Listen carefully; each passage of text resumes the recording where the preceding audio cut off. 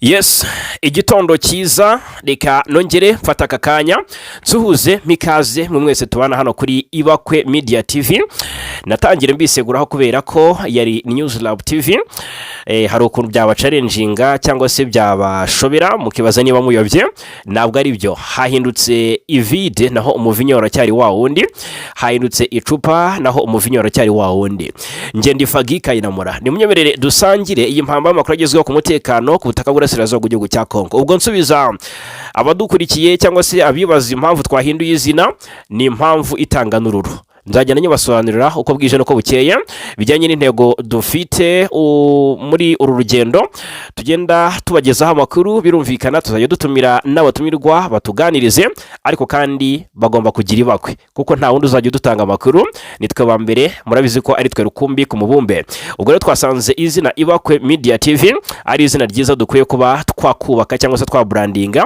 Ni mudufashe rero buri wese aho ari hakenewe inkunga ye, nyaboneka kandi subscribe cyangwa sabone niba ari ubwa mbere tubanye, hanyuma ariko ukande like tubone ko ubikunda, utanga igitekerezo, udutima muri comment ndadukeneye cyane, udutima twinshi kabisa, ari nako musangiza abandi aya makuru. Yes, ikaze nanone kuri page y'amakuru karahubutaka agezweho ku mutekano ku butaka bw'Iburasirazuba bw'igihugu cya Kongo. Nyaboneka hari gusohoka amakuru akomeye, hari gusohoka amaraporo akomeye agaragaza uburyo amaraso y'inzira karengane mu Burasirazuba bwa Kongo akomeje kumeneka.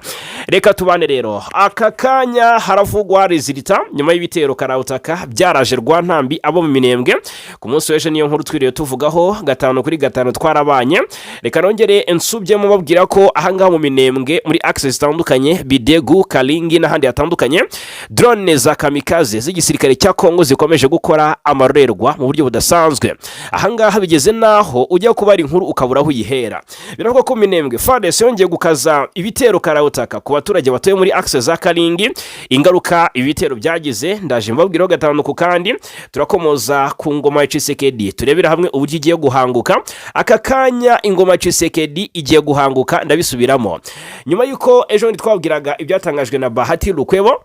Uyu Lukwebo murabyibuka ko yatangaje ko rwose gahunda yo guhindura itegeko nshinga Tshisekedi afite idakwiye kubihabwa umugisha, byahise bimukururira ibyago bikomeye, ibyanatumye asezera muri Sena cyangwa se yegura muri Sena kuko yari senateri. Uyu Lukwebo wari wagaragaje ko ngadashyigikiye ko Tshisekedi ahindura itegeko nshinga, yagize atya yegura muri Sena, ariko benshi bakavuga bati ni Tshisekedi bamweguje mu rwego rwo kumuha icyubahiro ko mu by'ukuri ugaragaje ko adashyigikiye ibijyanye cyangwa se na gahunda ya Tshisekedi akwiye kuba yakwirukanwa. Byitwa ko Lukwebo yiyirukanye ngo yeguye, ariko byagaragajwe neza ko ari Tshisekedi wamukimbije cyangwa se wamusibye ku ikarita. Reka mbivuge gutyo. Ubwo rero byanyuze mu ibaruwa uyu Bahati Lukwebo yagize atya yandikira ni ibaruwa yandikiye Sama Lukonde uyobora Sena. Lukwebo wari vice president wa kabiri wari uyoboye, yari yasobanuye ko ngo yafashe ikiriya cyemezo ngo kubera umwuka mubi uri muri Sena ya Kongo Kinshasa muri iki gihe.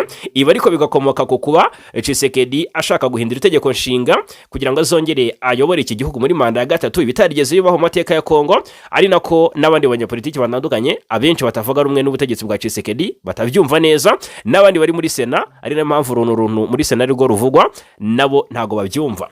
Aka kanya ndagira babwire ko ihuriro Alliance Fleuve Congo M23 rivuga ko ridashyigikiye namba ubutegetsi bwa Tshisekedi burangwa na ruswa, bukoresha ikene wabo n'igitugu.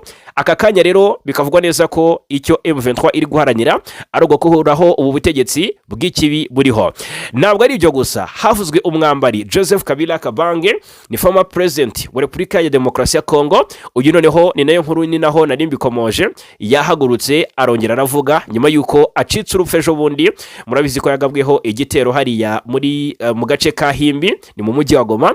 Birangira iki gitero kitamufashe ahubwo gihitanye Umufaransa kazi wakoreraga UNICEF Karine Bwise. Ubu ngubu hari no gukorwa iperereza ngo hamenyekane icyishe nyuma y'urupfu rw'uyu Mufaransa kazi. Uyu President Joseph Kabila icyo yaje atangaza, reka tukivugeho. Kabila yongeye kugaragaza ko umujinya ari wose, ashimangira ko igihe kigeze mu butegetsi bw'igitugu bwa Tshisekedi buvanweho. Ni Kabila umaze iminsi muri Goma kuva ngira ngo mu mpera za Mata umwaka ushize yavuzwe i Goma, ndetse yaje no kugaragara ari kumwe n'abayobozi ba AFC M23. Murabizi basuranye ahitwa kwa Rumangabo, ariko kandi yanagaragaye kenshi ari kumwe nabo mu mujyi wa Goma no matwari atandukanye M23, n'ubu ngubu akaba ari ahagenzurwa n'umutwe wa M23 hari Goma. Bikavugwa neza ko rero Kabila we ababibona nk'ikibazo kuba ari mu matwari ya M23, ngo nta kibazo kibirimo. Ndaje mabwira ibyo yaganirije kimwe mu binyamakuru bikomeye cyane ku isi, avuga ko mu by'ukuri ibya Tshisekedi bikwiye bikuba bishyirwa ku kadomo cyangwa se bishyirwaho akadomo. Hanyuma turakomoza ku makuru ari guturuka muri Kivu y'Amajyepfo muri axe za Bukavu. Ese byifashe bite?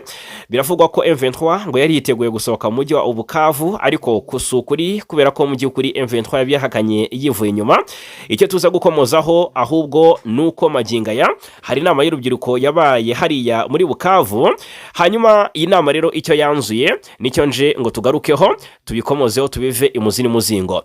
Hanyuma ndababwira ko ikindi tuza kuba tuvugaho ni ADF yongeye kwica abasivile benshi mu burasirazuba bwa Kongo.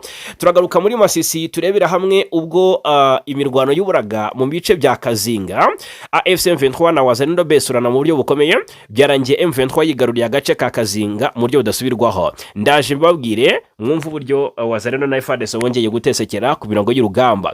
Hanyuma Minisitiri Nduhungirehe ni Minisitiri w'Ububanyi n'Amahanga w'u Rwanda yavuze ati ntitwakwemera gusubiramo amakosa yo mu mwaka w'1994. Nduhungirehe yabivugiye iki? Ndaje mbabwire dukomeza no ku mugambi wa FDLR wo gutera u Rwanda n'uburyo ugihari kandi ukomeje no gutyarizwa kw'ityazo rikomeye cyangwa se ukomeje guhabwa ubugi kubera ko ngo ni gahunda igomba kudakomwa mu nkokora n'uwo ari we wese.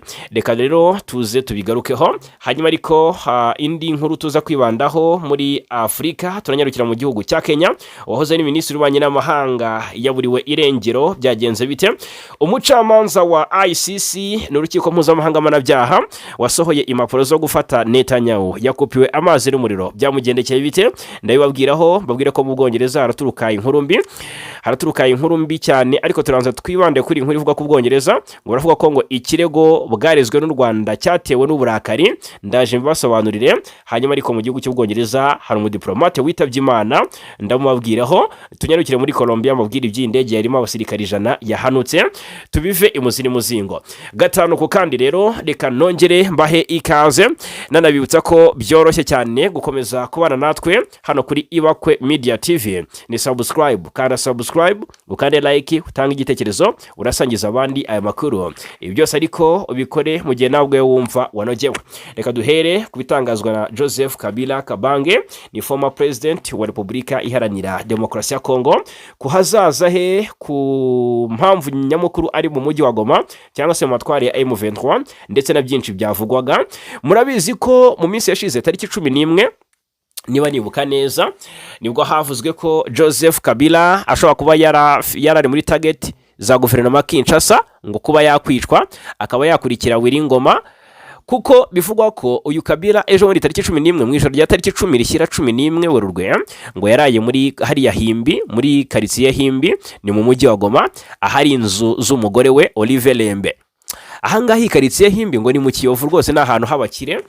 Bikavuga ko bafite inyubako ndetse zikomeye zimeze nk'amahoteli, ariko zikaba zegeranye n'andi mazu n'ubundi akoreramo imiryango itandukanye mpuzamahanga. Bikavuga ko rero umuryango UNICEF wari ufite mu by'ukuri wari ufite inyubako ukoreramo, ariko yegeranye gato n'iyo nzu ya Joseph Kabila n'umugore we. Amakuru aratangwa ari naho abenshi bahera bavuga ko M23 irimo abagambanyi, ari nacyo cyatumye mu by'ukuri iyi drone ibasha kwinjira mu kirere cya M23. Urumva byarahuriranye, kuko M23 kuba yapfusha abayobozi ni kimwe mu bintu binezeza cyane guverinoma Kinshasa. Bari bamaze iminsi bivuganye Lieutenant Colonel Wiringoma wari umuvugizi mu bya gisirikare. Ibyo ntibyari bikiri inkuru, ahubwo bashakaga gusubyamo. Noneho Joseph Kabila bashinja kuba yiri inyuma, akaba ari kwisonga. Colonel Nanga akaba ari kwisonga, nawe ari aho ngaho hafi. General Major Sultan Makenga akaba ari ku rutonde rw'abagombaga kwicwa. Uwitwa Freddy Kaniki nawe bikabuko, ariko na Bertrand Bisimwa akaba yarahigishwaga uruhindu. Icyo gitero rero cya drone cyabaye, bivugwa ko ngo habayeho ubugambanyi bwabo muri M23. Batanze amakuru kuri guverinoma ko Kabila yaraye hariya muri quartier Himbi ni mu mujyi wa Goma, ko nta kabuza rwose baje bagahamya neza kuri iyo nyubako Kabila yahasiga ubuzima. Byari byavuzwe, ariko nanone ku rundi ruhande bikavugwa ko batanze amakuru ariko ntibayatanga mu buryo bunoze. Ubwo niko nabivuga, bayatanze nabi kuko byagaragaye ko iyi drone koko yari yabashije kwinjira ikirere cya Goma, ndetse hari hamaze kumenyekana ko muri M23 abashinzwe gukontorera ibijyanye n'ikirere ngo hari bamwe mu bari ngo hari ikibazo cyari cyabayeho ariko batari babashije gukemura mu gihe gikwiye. Birangira drone bishobotse ko ubwo ayo makuru yose amenyekana Kinshasa, birangira bishobotse ko drone itumbagira mu kirere cya M23 cya Uvira, cya Goma hariya. Birangira iyo drone haje ebyiri, iya mbere irazirarasa irasa buhumyi ntiyahamya kuri ya nzu Kabila yarayemo, iya kabiri niyo yaje ihitana uriya Karine Bwise ndetse n'abandi bantu babiri bivugwa ko ngo nabo muri M23 nkuko abo ku ruhande rwa guverinoma Kinshasa bamwe na bamwe bagiye babishimangira. Icyo nshaka kubabwira rero, murumva ko Kabila hari n'abavugaga ko ashobora kuba yararashwe ariko ntibitangazwe kubera impamvu runaka. Twamenye ko akiriho, Kabila ariho, ni muzima, nta naho akomeretse cyangwa se nta n'igicurane afite. Kabila ni muzima nubwo Kinshasa imuhigisha uruhindu, si ukumwica gusa kuko banamaze kumwica ahagaze. Ubwo ndabivuga gute? Bo ubwabo bamufata nk'umurambo kubera ko bamukatiye igihano cy'urupfu, arashinjwa gukorana n'u Rwanda, ndetse bo bavuga ko ngo mu myaka 18 yose yayoboye igihugu yakoreraga mu nyungu z'igihugu cy'igituranyi. Icyo gihugu rero n'u Rwanda, birumvikana, ariko kandi na Uganda kenshi iza mu majwi. Noneho uyu Kabila Kabange si ibyo gusa, ubundi ava ku butegetsi bivuga ko yagize uruhare mu ishyirwaho rya Tshisekedi, we n'uyu Corneille Nangaa icyo gihe yari perezida wa Seni, bashyiraho Tshisekedi kugira ngo agende yapurika ibitekerezo byabo. Hanyuma birangira ngo Tshisekedi abihindutse ntiyajya mu mujya wabo, atangira gukora ibyo yumva nawe ashaka gukora. Birangira batagiye imbizi, Kabila arahungira muri Afurika y'Epfo, byitwa ko yagiye mu masomo ariko yari yarahunze. Kugaruka rero akagaruka amatwari ya M23 bikomoka ku bufatanye afitanye n'uyu mutwe, ariko kandi no kuba ngo yarawuteraga inkunga. Bikavugwa neza ko Kabila icyo ashaka ari guhirika Tshisekedi ku butegetsi afatanyije na Alliance Fleuve Congo M23. Ngira ngo murabizi ko yanashinze ihuriro Sovola RDC rihuriyemo abatavuga rumwe n'ubutegetsi benshi bahanganye na Tshisekedi. Bikavugwa neza rero ko ibi byose Tshisekedi abibona amabera akikora tonsa, akavuga ati ntabwo bitwabivamo, reka duhangane, ahubwo uwamunyicira niwe nahemba ndetse nkanasubyamo. Kabila rero nyuma y'uko maze iminsi bivuzwe ko agabweho igitero ariko ntikimuhitane cyangwa se ntikimugereho, Imana igakinga akaboko, witwa Karine Bwise agasa nk'ubaye igitambo nubwo Tshisekedi bigiye kumukoraho. Ariko Kabila mu by'ukuri gihamya yuko ariho ni iyi ngiyi, kuko yangiye kugaragara no ku mbuga nkoranyambaga rwose. Niyo nkuru iri kugenda icicikana hirya no hino ikomoza ku byo yatangaje ubwo yaganiraga n'itangazamakuru nyuma y'ibi byose byabaye cyangwa se byavuzwe muri iyi minsi mike ishize. Joseph Kabila ari Goma, ndetse reka turebera hamwe ibyo yatangaje bishobora gutuma Tshisekedi ashyirwaho akadomo cyangwa se ubutegetsi bwe twavuga ko bugeze ku iherezo bijyanye n'iyi nkuru ngiye kuba mbabwiraho. Kuva Joseph Kabila yagera i Goma, mu by'ukuri yagaragaye kenshi kuva mu mpera za Mata umwaka ushize, ndetse no muri Gicurasi yaragaragaye hariya mu mujyi wa Goma. Ubu rero aka kanya Kabila arashaka gushimangira cyangwa se gushimangira ko igihe cya Tshisekedi kigeze kugira ngo ubutegetsi bwe bw'igitugu buveho. Ese azabigiramo uruhare? Ese buzakorwaho nande? Hazakoreshwa iki? Imbaraga za politiki cyangwa se za gisirikare? Reka tubirebere hamwe. Joseph Kabila Kabange wahoze ari perezida wa Repubulika ya Demokarasi ya Kongo yatangaje ko ari ngombwa ko ubutegetsi bw'igihugu cya Kongo bwa Felix Tshisekedi wamusimbuye buvaho. Kabila yabitangaje ni mu kiganiro agiranye n'ikinyamakuru La Libre cyo mu Bubiligi. Ni ikiganiro cyabereye mu rugo rwe ruherereye mu mujyi wa Goma. Muri iki kiganiro Joseph Kabila yongeye gushinja Tshisekedi n'ihuriro rye kuba barishe amasezerano bagiranye ubwo perezida uriho yashyikirizwaga ubutegetsi muri 2019. Ati muri 2019 umuryango wanjye wa Politique FCC wasinyanye amasezerano na Kash, iri ni ihuriro rya Tshisekedi na Vital Kamerhe. Twari dufite ubwiganze mu nteko nshinga amategeko muri Sena ku buryo rwose Tshisekedi atashobora cyangwa se atashoboraga kuyobora igihugu atadufite. twashyizeho ubwo bufatanye kugira ngo imirimo y'igihugu ikorwe mu ituze kugeza mu matora akurikira. Nyuma yaho Tshisekedi n'umuryango we wa politiki bavuze ko ngo nta masezerano yigeze abaho, ariko ibyo bavuga si byo kuko hari kopi imwe yonyine kandi nayabitse. Ati kandi iyi kopi narayibitse kuko nari nzi ko iyo nyibaha yari guhita ishyirwa ku mbuga nkoranyambaga. Kabila ahangaha ahubwo icyo yavuze ati kopi nayibitse kuko nari nzi ko iyo nyibaha yari guhita ishyirwa ku mbuga nkoranyambaga. Ni ukuvuga ngo ibikubiyemo nyine bikagaragara. Reka tubyubahe cyane. Ariko Kabila ahangaha yamaganye by'umwihariko umugambi wa Tshisekedi n'abantu be ba hafi, umugambi wo guhindura itegeko nshinga rya Kongo Kinshasa kugira ngo azabashe kwiyamamaza muri manda ya gatatu. Avuga ko nubwo adashyigikiye uriya mugambi, bisa naho n'ubundi igihugu nta tegeko nshinga kigira. Ati irihe tegeko nshinga ku bwa Kinshasa ntaribaho, ryirengagijwe kuva muri 2019. None se bazavugurura iki? Nge mbona bashaka gushyiraho itegeko nshinga rishya. Ibi byose byo kurihindagura ni bibi cyane, biteye inkeke. Kabila kandi yagaragaje ko kuri ubu igihe kigeze ngo ubutegetsi bw'igitugu buriho no muri Kongo Kinshasa buveho. Hanyuma ati sinekereza ejo hazaza. Ati rwose ntekereza uyu munsi, nabivuze muri Gicurasi umwaka ushize, tugomba guhagarika ubu butegetsi bw'igitugu buriho kugira ngo bigerweho. Tugomba gukangurira ndetse no guhugura abanyekongo bose, baba abari mu buhungiro cyangwa mu gihugu imbere. Buri wese agomba kubigira inshingano, kandi kugira ngo dutsinde ubu butegetsi abanyekongo bafite intego, bafite ingingo 64, ingingo ya 64 murambabarira y'itegeko nshinga iteganya ko buri munyekongo agomba guhangana n'umuntu cyangwa itsinda rifata ubutegetsi ku ngufu cyangwa se ribukoresha binyuranyije n'itegeko nshinga. Ni Kabila yavuze ko ngo hatagize igikorwa, Kongo Kinshasa ishobora kwisanga mu bibazo nk'iby'igihugu cya Sudani kirimo muri iki gihe. Ahangaha rero niho ngira ngo tunasurinye turebera hamwe ese mu buryo bwagutse bw'ubusesenguzi ibi bintu Kabila yatangaje buvuze iki cyangwa se bisobanuye iki. Murumva bidateye impungenge cyangwa se bidatuma Kinshasa igaragara nk'igihugu kiyobowe nabi ku ruhando mpuzamahanga, nyamara wenda atari byo? Ndagira ngo mubwire mutange ibitekerezo. Ese Kabila ubizi neza ko ari gufatanya na M23 umutwe yahoze arwanya, aka kanya afite rezo? Reka tubirebere hamwe. Cyangwa ari guhungira ubwayi mu kigunda? Aka kanya ikiri kwibazwa ni ese Kabila ko ashaka gukora ubutegetsi bwa Tshisekedi azabicisha mu zihe nzira? Ni za politiki n'izi ntambara? Ese bibaye politiki, Tshisekedi azicara baganire, umuhuza azabane, uzumvisha isi yose ko Kabila bishoboka ko cyangwa se bikwiye ko yagaruka gushyira ibintu mu buryo? N'icyo atasize akoze yagaruka gukora aka kanya. Ikindi, binyuze mu nzira za gisirikare yafatanya.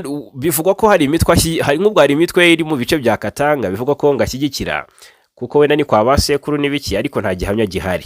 Ariko mu nkengero za Kinshasa hari umutwe witwa Mobondo, nawo arawushinjwa, ugashinjwa witwa uyu mushiti we John Numbi wahoze ari umukomiseri wa polisi muri Repubulika ya Demokarasi ya Kongo, nawe ari mu buhungiro. Ariko ibi byose nta gihamya ihari. Ariko ukibaza utese M23 yafatanya na Kabila gukora ubutegetsi bwa Tshisekedi?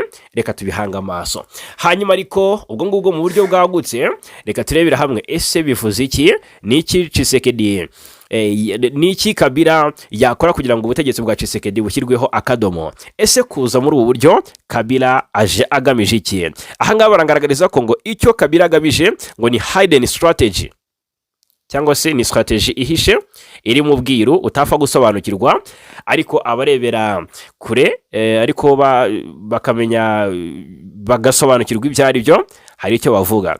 Kuri aya magambo ya Kabila ngo si amagambo gusa, babyita ngo ni political strategy, ariko ngo ifite ibyiciro bitatu: gusubira ku ruhando rwa politiki, akongera kugaragara muri politiki, akavuga kumvwa, dore ko ari izina rikomeye ndetse ari ijwi rirangurura, nicyo bita political comeback. Ubwo reka tubyite gutyo.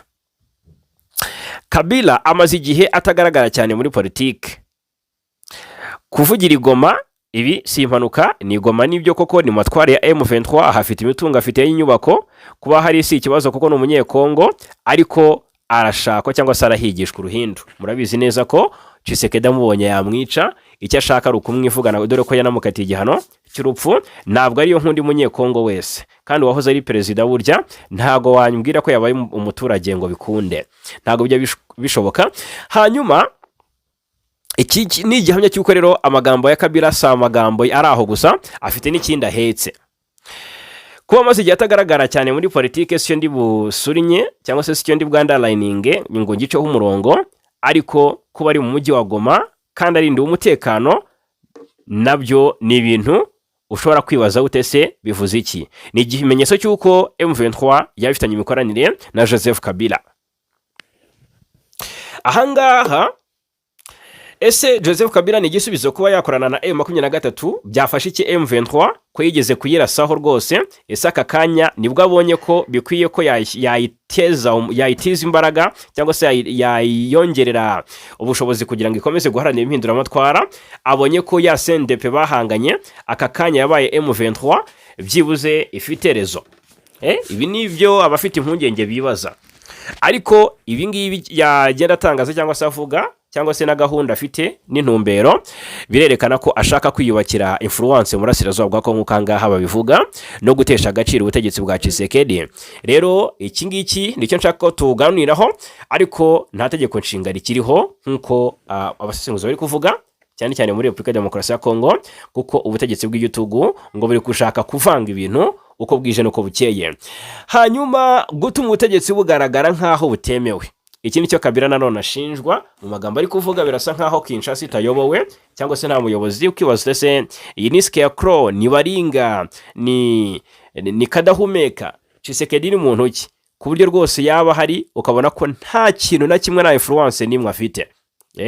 Ni muntu ki? Umuntu uri kugura ibikoresho ngo arwanye imitwe yitwaje intwaro, ubwo ni M23 birumvikana. Ariko kandi mwibuke neza ko abiri bwumve ibyo Kabila avuga aka kanya, ndavuga bari ku ruhande rwa Tshisekedi, bumva ko bayakoze ibishoboka byose kugira ngo arwanye M23, bumva ko ari kurwanya igihugu cy'abaturanyi ngo cy'u Rwanda akoresha ingufu z'uburengera. Ni gute bari bwumve Kabila kuri ingingo? Aha rero ni ikibazo. Ejo hazaza ha Kongo wenda icyo twavuga gusanga aha nanone baravuga ko Kabila yambariye guhangana n'ubutegetsi kandi ari muri opposition, ndetse iyo opposition akaba ifite imbaraga ndetse ikaba ifite intumbero zo gukuraho ubutegetsi. Ibi rero bikagaragazwa nka sinye cyangwa se nka signal ikomeye cyane, kuko ngo ashobora kuba ari gutegura icyo bise ngo ni protest zikomeye cyangwa se coalition yo gukuraho ubutegetsi bwa Tshisekedi. Bakabona bavuga ati ejo hazaza ha Kongo rero hari muri scenario eshatu zishoboka muri ubu buryo. Iya mbere bavuga ngo tension ya politique, ariko ngo nta ntambara, nuko ngo opposition irahari ndetse iri guhangana, yishaka aho yamenera ndetse iranahafite, ariko kubikomeje kunenga Tshisekedi nawe akaba akomeje guhangana nayo ndetse hasi hejuru. Uzanesha wese ahangaha ni uzakomerwa amashyi, ntibyumvikana cyane. Ariko Kongo kandi irakomeza iri mu kibazo cy'umutekano bijyanye n'uko situation imeze. Intambara muri Kivu y'Amajyaruguru n'Amajyepfo birakomeje, iri guca ibintu, ariko umuturage ari kunegekara mu buryo budasanzwe. Bigasa nkaho ari umuturage yarengejwe ingohe na guverinoma ya Kinshasa. Kabila ahangaha yaje avuga asa n'uvuganira abaturage ko bakeneye ubuyobozi bubakwiye, ariko se koko ukibaza utese aka kanya Kabila uvuga ibi we yari shyashya ubwo yari ku butegetsi? Ni ikibazwa. Kabila rero arakangurira ahangaha, reka nkubwize ukuri, wenda urukundo abaturage bakunda Kabila ruruta urwo bakunda Tshisekedi, ariko umuntu ukunda Tshisekedi amukunda by'indani. Nicyo nshaka kubabwira. Tshisekedi ahangaha nubwo ashinjwa kwikubira imitungo y'igihugu ndetse no gushyira abene wabo mu myanya y'ubuyobozi ndetse n'ahari ubutunzi, ariko ndababwiza uko ko Tshisekedi umuntu wese umukunda muri Repubulika ya Demokarasi ya Kongo amukunda by'ukuri, amubonamo urukundo rw'igihugu. Rero ahangaha amagambo Kabila yavuze araca amarenga ko uko byagenda kose impinduramatwara izaganisha ku kubirindura uyu perezida Felix Antoine Tshisekedi. Kabila ariko ahangaha yaciye amarenga ko hashobora kubaho mu by'ukuri cyiswe ibwo nabyita nka balkanization, kubera ko yagitanze urugero rwa Sudani. Murabizi ko Sudani yacitsemo ibice bibiri, ariko Kongo sinahamya ko yabicitsemo ibice bibiri, ahubwo Kivu ya ruguru nk'uko bigaragara ahangaha bishoboka ko yaba igihugu cyigenga, bikaba ari nabyo abantu babona ko byashoboka kurusha kwerekeza Kinshasa, kuko impamvu Kabila yavuze ngo yatanze urugero nka Sudani, ngo Kongo ikaba nka Sudani kuko iri muri civil war, urugwa ngo bishobora gutuma igihugu gicikamo ibice. Message ya Kabila rero uyirebye neza ni political pressure tactic nk'uko bigaragara ahangaha, ariko ishaka kubabwira nuko Tshisekedi ari mu mazi abira, abamurwanya mu buryo bwa gisirikare bafite imbaraga ndetse murabibona ku mirongo y'urugamba, naho murwanya mu buryo bwa politiki baruvuga cyane ku ruhando mpuzamahanga.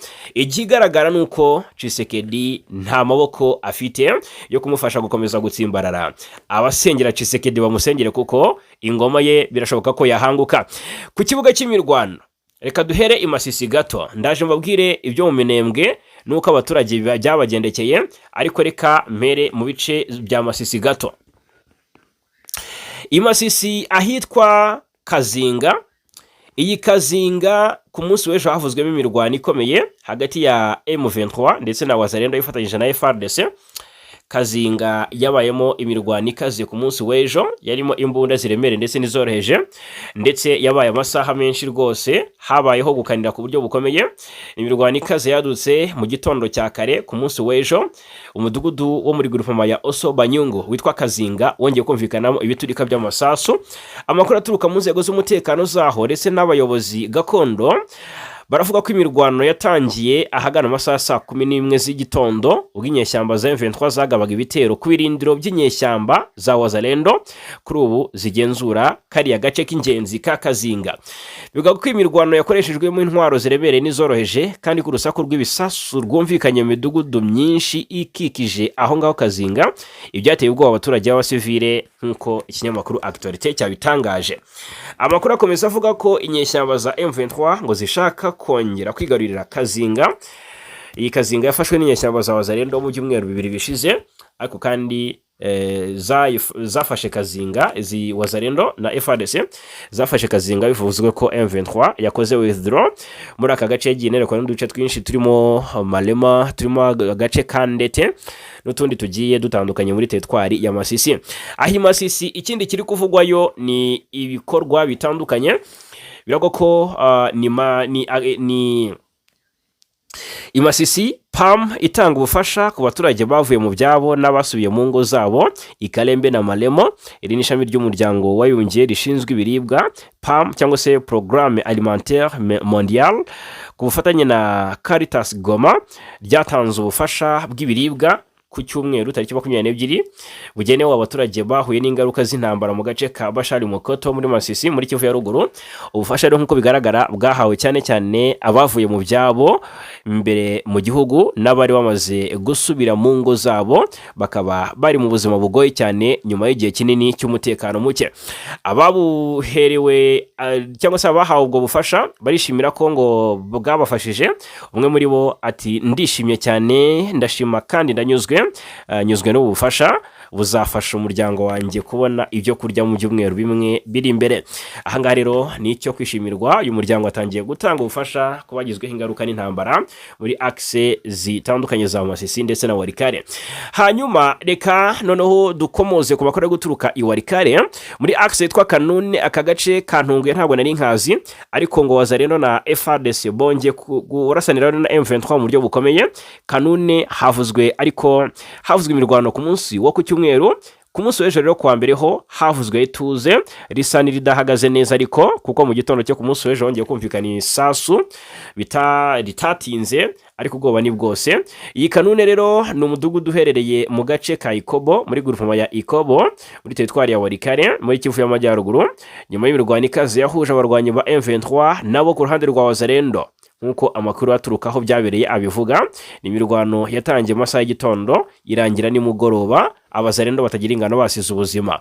Bivugwa ko rero ingaruka z'iyi mirwano zasize ari ubwoba mu baturage, ubwoba bukomeye mu baturage. Hari benshi batahisemo kuguma aho ngaho barahunga berekeza mu bice byo muri Rubero hariya za Miliki.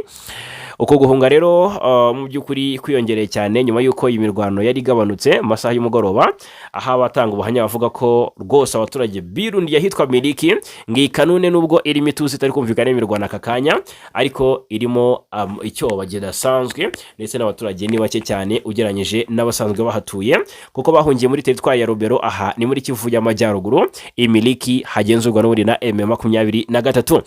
Hanyuma muri Kivu y'Amajyepfo icyitwa drone ziri guturuka Uvira ndetse n'Ubujumbura ziri kuri Koroza mu bice bituwe n'Abanyamulenge.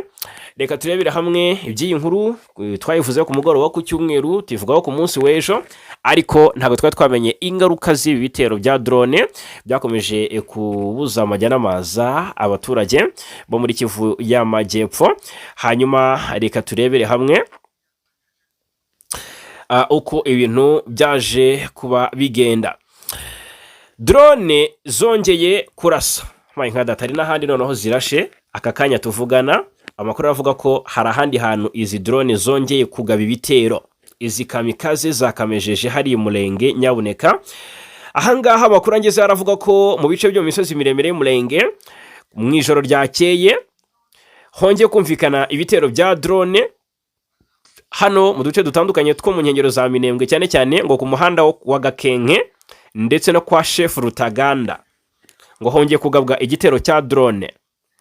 Amakuru akavuga ko izi ngabo za Kongo zafashijwe bikomeye n'Abanyangola hamwe n'imitwe yitwaje intwaro irimo Wazalendo, ariko Umunyangola ahangaha niwe warashishaga iyi drone. Biravuga ko ngo hakoreshejwe drone zaturutse muri Angola n'ubundi muri iri joro. Ibisasu byaturaguritse muri izi axe Nyabuneka, ntago ndamenya ngo byahitanye bangahe, ariko amakuru angezeho ateye ubwoba cyane. Ibi bije bikurikira ibitero bindi byagabwe ku munsi w'ejo bundi ku cyumweru, bigabwa muri axe za Minembwe n'ubundi hani Murenge, bikavugwa neza ko ari ibya drone za kamikaze muri imihana ituwe n'Abanyamulenge. Ibitero byose duce twa Karingi, ibitero byagabwe hitwa Gakenge ndetse n'Amadego. Amakuru rero yaturutse muri ziriya axe ku cyumweru. Ku munsi w'ejo hiriwe hakusanywa imibare y'abagizweho ingaruka n'ibi bitero, bikavugwa neza ko nk'uko abatanga abahamya nabo babyivugira ngo ibyo bitero byagiye byangiza cyane ibikorwa by'abaturage birimo imirima n'ibindi bikorwa remezo, ibintu bikomeje guteza impungenge imibereho y'abasivili bikomeje gutikira. Ariko kandi bikavugwa neza ko inka z'Abanyamulenge hariya zisaga 6 zishwe, hari n'izakomeretse bikabije, n'abandi bantu 3 bakomeretse bikomeye, n'imihana cyangwa se n'inzu z'abaturage zigera ku 9 zasenywe n'ibi bitero. Biteye ubwoba cyane muri biriya bice, amakuru ariyo ateye ubwoba cyane, abasenga ni basengera bariyo kubera ko nagahinda gakomeye. Umunyamulenge, umuntu wo mu bwoko bw'Abanyamulenge agira atya, agiye mu Gatumba kuhatangiza ibikorwa by'ishoramari cyangwa se gutangiza business ngo arebe ko yabaho ibintu, agiye gutangiza ibikorwa nyine by'ishoramari mu gace gafite amateka yasize ibikomere ku Banyamulenge. Amakuru akavuga ko rero yitwa Freddy ngo yagiye mu Gatumba kuhatangiriza ibikorwa by'ishoramari mu gace gafite amateka yasize ibikomere mu Banyamulenge. Bikavuga ko rero rwose hari impungenge z'uko business ye izagenda neza, kuko iyi Gatumba ni agace kazwi cyane kubera igitero cyabaye muri 2004 cyahitanye impunzi z'Abanyamulenge zisaga 165 zari zicumbikiwe cyangwa se zihacumbikiwe n'ishami ry'umuryango w'abibumbye ryita ku mpunzi UNHCR nyuma yo guhunga imirwano yo mu Burasirazuba bwa Repubulika ya Demokarasi ya Kongo. Amakuru rero agiye tugezeho ku gicamunsi cyo ku munsi w'ejo aravuga ko uyu mugabo w'Umunyamulenge yageze Gatumba agamije gutangiza ibikorwa by'ubucuruzi, aho bivugwa ko yagiye gushinga business muri ako gace. Amashusho yakwirakwijwe agaragaza uyu mugabo ageze mu Gatumba atwaye imodoka igezweho, akaza guhita yerekeza ku nzu bivugwa ko yakodesheje kugira ngo ibe icyicaro cy'ibikorwa bye by'ubucuruzi.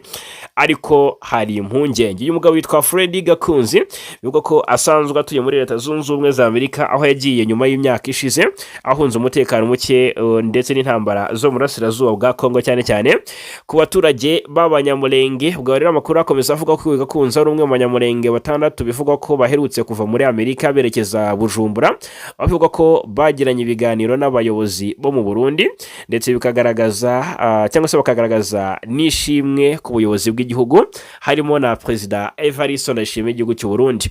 Aba ni b'abanyamulenge, abenshi babahurije bavuga bati aba ni akaga, ni utugara, batubona utugara. Hanyuma ubwo reka tugaruke tunarebera hamwe n'andi makuru tubikomozeho byose uko byakabaye, tunerekeza mu makuru ari kuvugwa mu karere k'ibiyaga bigari. Reka mbabwire ko ni u Rwanda, birumvikana. Reka turebera hamwe ibyatangajwe na Minisitiri w'Ububanyi n'Amahanga Ambasaderi Olivier Nduhungirehe. Yashimangiye ko umuryango mpuzamahanga utari ukwiye kugwa mu makosa nk'ayagejeje kuri jenoside yakorewe abatutsi mu bikomere mu by'ukuri mu bikomeje kubera muri Repubulika ya Demokarasi ya Kongo.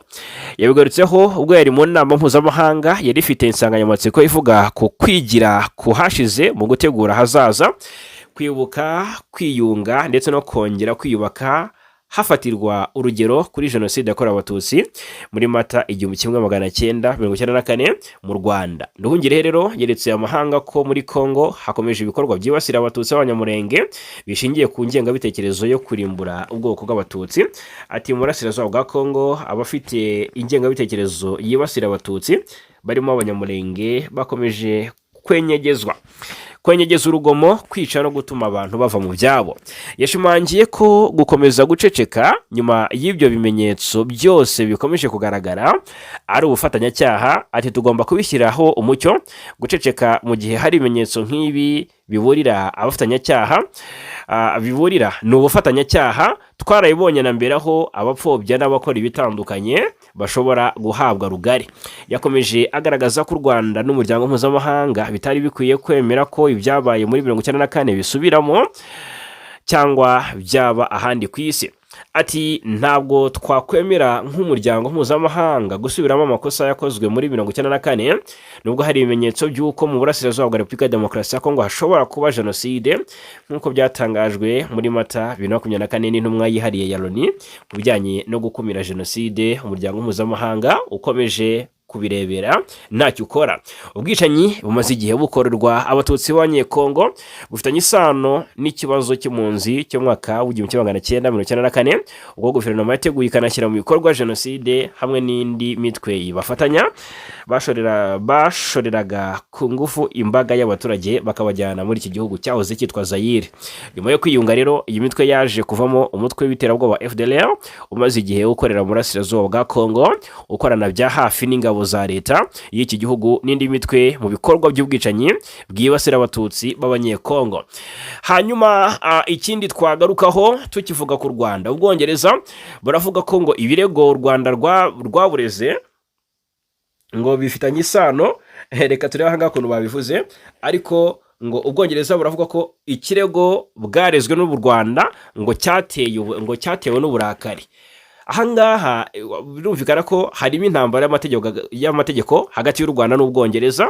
Ni ku kibazo cyabimukira yarushije rero iyi ntambara narushijeho gufata indi ntera, aho London yateye twatsi ikirego cya Kigali gisaba miliyoni 134 z'amadolari ivuga ko uru rubanza rudafite ishingiro mu mategeko kandi ko ruturuka ku makimbirane ya politiki aho kuba inshingano z'amasezerano.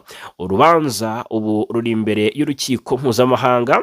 Ubu rwatangiye gutera kwibaza byinshi kuri politiki y'abimukira, diplomasi ndetse n'imihigo y'imari.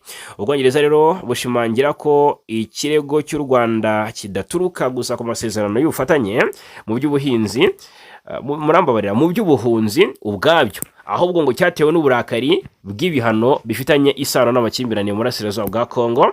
Abajyanama mu by'amategeko mu Bwongereza bakavuga ko igihe ikirego cy'u Rwanda cyatangiwe kigaragaza impamvu zirenze amakimbirane ashingiye ku mafaranga, bakomeza bavuga ko u Rwanda rwakoze ibi nyuma yo gusubiza igitutu cy'amahanga atari ukubera kutubahiriza amasezerano.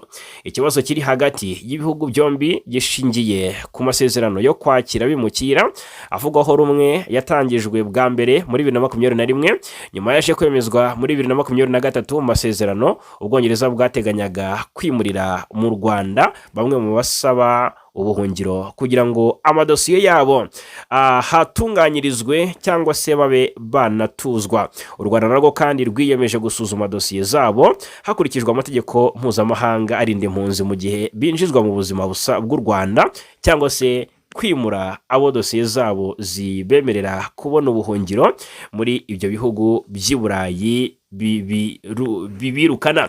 Hanyuma mu yandi makuru tunyarukire mu gihugu cya Kenya. Uwahoze mu gihugu cya Kenya haravugwa amakuru y'uwahoze ari minisitiri w'ububanyi n'amahanga ngo yaburi burengero. Ni polisi ya Kenya iri gukora iperereza rero ku ibura rya Raphael Tuju wahoze ari minisitiri w'ububanyi n'amahanga wa kiriya gihugu, mu gihe amakuru avuga ko yaba yarashimuswe. Umunyamakuru muramubarira umuryango wa Tuju uvuga ko we n'umushoferi we baburi burengero kuwa gatandatu w'icyumweru gishize ubwo barimo bajya gutanga ikiganiro kuri imwe muri radio zo muri kiriya gihugu. Hanyuma hanze ya Afurika mu gihugu cya Leta Zunze Ubumwe za Amerika, Perezida Donald Trump wa Amerika yagize atyatangaza ko ngo hari kuba ibiganiro na Irani, hanyuma Irani ihita imuvuguruza. Perezida wa Leta Zunze Ubumwe za Amerika Donald Trump yatangaje ko yafashe icyemezo cyo guhagarika by'agateganyo ibitero ku bikorwa remezo bigiye bitandukanye bitanga ingufu byo muri Irani ngo kubera ko hari kuba ibiganiro, ariko iki gihugu cyo mu burasirazuba bwo hagati cyahise kibihakana. Ibihugu byombi rero biri mu ntambara kuva tariki 28 Gashyantare. Amerika yateguje Irani ko nifunga umuyoboro wa Hormuz unyuzwamo ibikomoka kuri petrol bigera kuri 20 byoherezwa ku isoko mpuzamahanga izarasa inganda zayo zitunganya ingufu. Leta ya Iran yasubije Amerika ko nirasa ku nganda zayo zitunganya ingufu nayo izarasa cyangwa se zarasa ku bihugu by'inshuti biri mu burasirazuba bwo hagati nka Arabia Saudite, Qatar na Leta Zunze Ubumwe z'Abarabu, kandi ko izafungura burundu cyangwa se izafunga burundu umuyoboro wa Hormuz.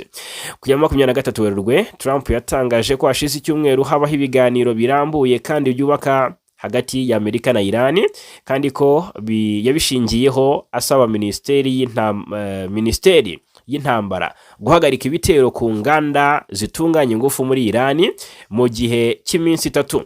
Trump ati nategetse ministeri y'intambara gusubika ibitero bya gisirikare ku nganda z'umuriro w'amashanyarazi n'ibikorwa remezo by'ingufu iminsi 5 bitewe nuko inama n'ibiganiro bikomeje biri kugenda neza.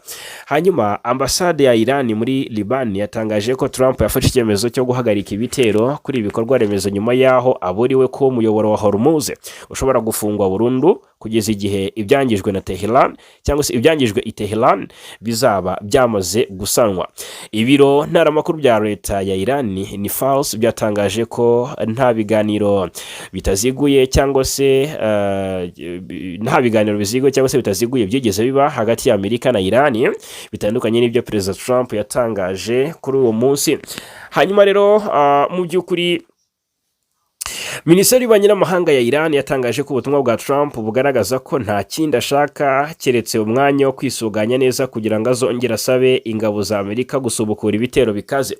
Iyi minisiteri kandi yagaragaje ko Trump yanditse ubutumwa abitewe n'igitutu kizamuka ry'ibiciro by'ibikomoka kuri petrol ku isoko rya Amerika no ku rwego mpuzamahanga, bityo ko ashaka ko bigabanyuka. Leta ya Iran yatangaje ko ibihugu byo mu burasirazuba bwo hagati byabimenyesheje ko bishaka guhosha umwuka mubi, ariko ibyo bigomba kubibwira Leta Zunze Ubumwe za Amerika na Israeli kuko ari byo byatangiye iyi ntambara.